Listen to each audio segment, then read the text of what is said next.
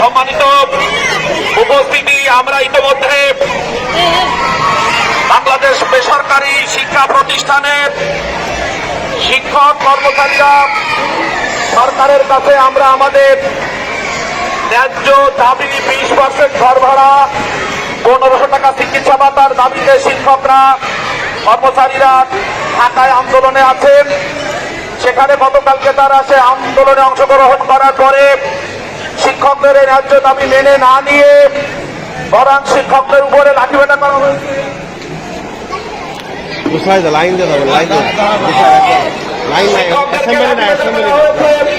শিক্ষকদেরকে রক্তাক্ত করা হয়েছে, গ্রেফতার করা হয়েছে, হাতে হাতটা পরিয়ে তাদেরকে জেলখানায় নেওয়া হয়েছে। এই কাজ শিক্ষকদের সাথে যারা করেছে আমরা তাদেরকে নিন্দা জানাই, ধিক্কার জানাই এবং আমরা তাদেরকে ঘৃণা করি।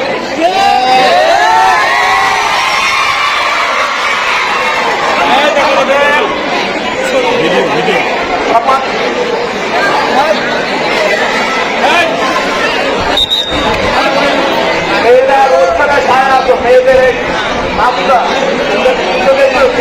ছায়া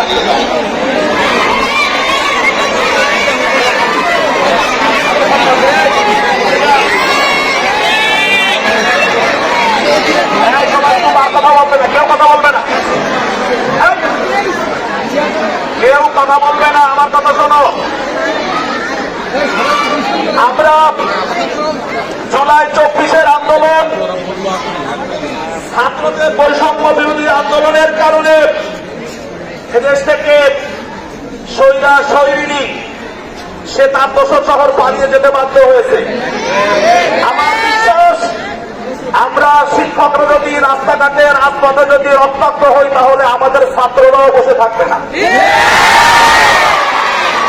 সুতরাং আমি কেন্দ্রীয় কর্মসূচিতে যারা আছেন শিক্ষকবৃন্দ তারা বলেছেন এখন যে কেন্দ্রীয়বৃন্দ শিক্ষা প্রতিষ্ঠানগুলো অনির্দিষ্টকালের জন্য কর্মবিরতিতে থাকবে। আমরা সেই আলোকে ঐতিহ্যবাহী দাবি করা সিলসিলা কামিল মাদ্রাসার শিক্ষকরাও আমাদের কেন্দ্রীয় যে সকল দায়িত্বশীলরা দায়িত্ব পালন করছেন তাদের সেই দায়িত্ব পালন করার কর্মসূচির সাথে আমরা এখানে বসে প্রমাণ পোষণ করে আমরাও আজকের জন্য আমরা কর্মবিরতি ঘোষণা করছি। সম্মানিত অভিভাবক অভিভাবিকাবৃন্দ, আমরা অত্যন্ত বিনয়ের সাথে আপনাদেরকে বলছি যে আমরা আসলে ছাত্রদের কল্যাণ চাই, কিন্তু একটা কথা মাথায় রাখতে হবে। আমি মাঝে মধ্যে বলে থাকি এখানে যারা আছেন আমাদের সবাই শিক্ষার সাথে জড়িত। কবি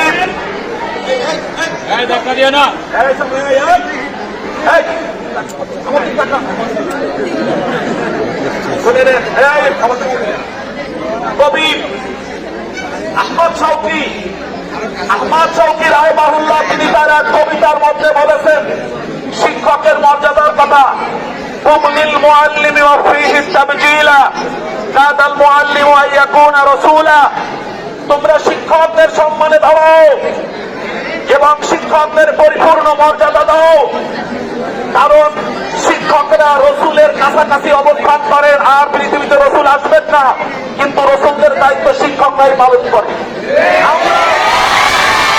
আমরা শিক্ষকরা এই অন্ধকার থেকে জাতিকে আলোর পথে আনার জন্য আমরা দায়িত্ব নিয়ে আমরা ছাত্র গড়ব, ভালো মানুষ গড়ব, আদর্শ দেশ রাষ্ট্র গড়ব। কিন্তু আমাদের পেটে যদি ভাত না থাকে, কাপড় যদি না থাকে, তাহলে আমরা আমাদের দায়িত্ব পালনে ব্যর্থ হব।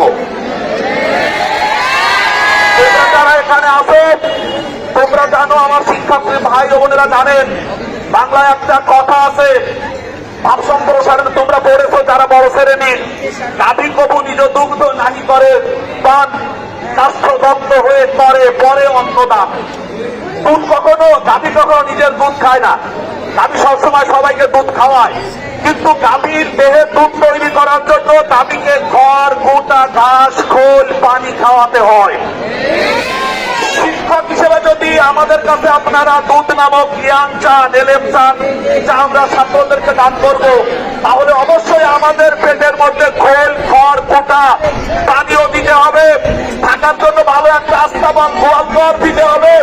আমাদেরকে 500 টাকা ঘর ভাড়া দেওয়া হয়েছে, তা দিয়ে খুলনা শহরে কোনো ফুটপাতে একটা মুরগির খাঁচা রেখে ব্যবসা করা যায় না। মুরগির খাঁচা রেখে বানরঘাটি বাজারে মুরগির খাঁচা দিয়ে ব্যবসা করার মতো 500 টাকা হয় না। আমাদেরকে 500 টাকা ঘর ভাড়ার কথা বলে চাকরির সাথে না, গোটা শিক্ষক সমাজ এবং গোটা মানবতার সাথে তারা গাদ্দারি করতেছে, তামাশা করতেছে। আমি বলবো যে আমাদের এই ন্যায্য দাবি সরকার মহোদয়কে বলবো মেনে নিন। আর আপনার মধ্যে ঘাপটি মেরে থাকা যে সকল দোসর আছে, রয়ের এজেন্ট আছে, ভারতীয় দোসর আছে, যারা শিক্ষকদেরকে দমন করে রাখলে ভালো জাতি গঠন হবে না বলে সিদ্ধান্ত নিয়েছে, ওই সকল রয়ের দোসরদেরকে খুঁজে বের করে ওদেরকে বাংলাদেশ থেকে বিতাড়িত করুন। আর এই দেশটাকে 1,000 মানুষ গঠনের জন্য শিক্ষকদের প্রতি সদয় ব্যবহার করুন। আহ্বান রেখে আজকের জন্য বলে দিচ্ছি ভালো করে। আমরা শিক্ষার্থীবৃন্দ, আমরা একটু ভালো খবরের মধ্যে আছি যে সরকার মহোদয়ের যারা দায়িত্বশীল তারা বিষয়টাকে চিন্তা করছে। সেজন্য আজকের মতো আমরা আপাতত একদিনের জন্য কর্মবিরতি ঘোষণা করলাম। আমরা শিক্ষকরা, তোমরা ছাত্ররা বিশৃঙ্খলা করবে না, তোমাদেরকে স্বশা বাসায় ফিরে যাওয়ার জন্য আজকের জন্য